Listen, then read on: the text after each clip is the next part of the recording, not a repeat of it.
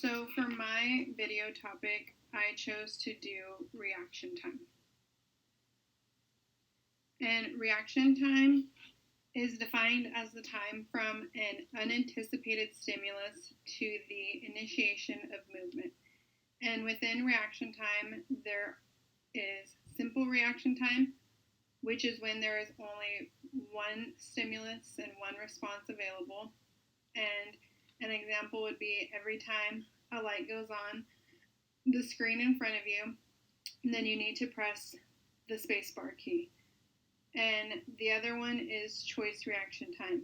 And this is when there are multiple options available. So the participant is being provided with multiple stimuli, and each stimulus requires its own action. An example of this would be if the participant is presented with several letters on a screen, then they have to press the corresponding key. In this research experiment, the main focus was to explore the performance factors associated with a baseline reaction time.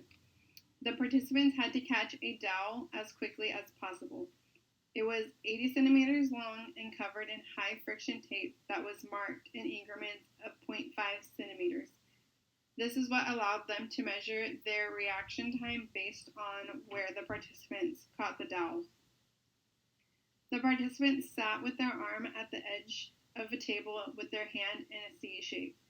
The dowel had a weighted rubber disc at the end, and this end would be positioned at the participant's hand.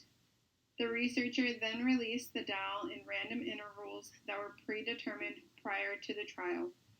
This experiment found that males had a faster reaction time than females, and that contact sport had a faster reaction time than both the non-contact sport and limited contact sports.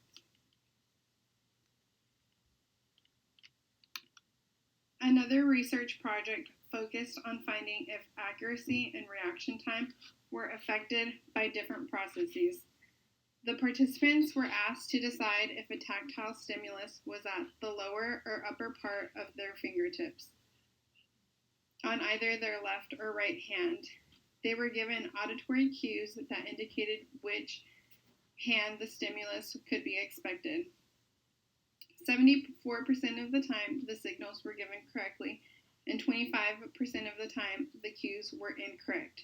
So it would say that they were going to expect it in their left hand, and the stimulus would come in their right hand.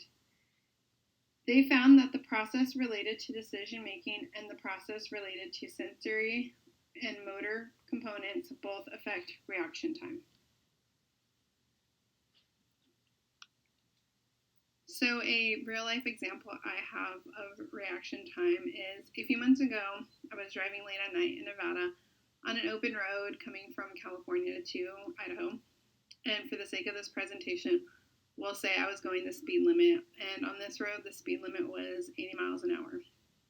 I was in the left-hand lane, and in the bottom left corner of my view, I saw a head. So right where my headlights ended and the darkness started, right in that left headlight, is where I saw what looked like a head. And before I knew it, a coyote had ran out in front of my car. I had seconds to react, and in that time, I remember thinking, not wanting to slam on my brakes because my cat was loose in the car, and I didn't want him frailing around the back seat like a rag doll, and that would have been all bad. And I didn't want to swerve because I remember everybody saying, you're not supposed to swerve. Unfortunately, you're just supposed to hit them because you risk rolling your car, which would have been way worse.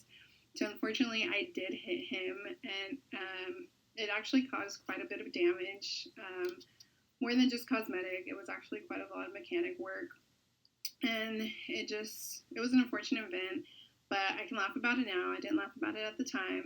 I shed quite a few tears that night, but it just goes to show, your increased driving speed drastically reduces your reaction time. And while I was driving, I was looking further ahead up the road to account for something running out in front of there and needing time to stop. I was not accounting for a coyote to run out right in front of my car.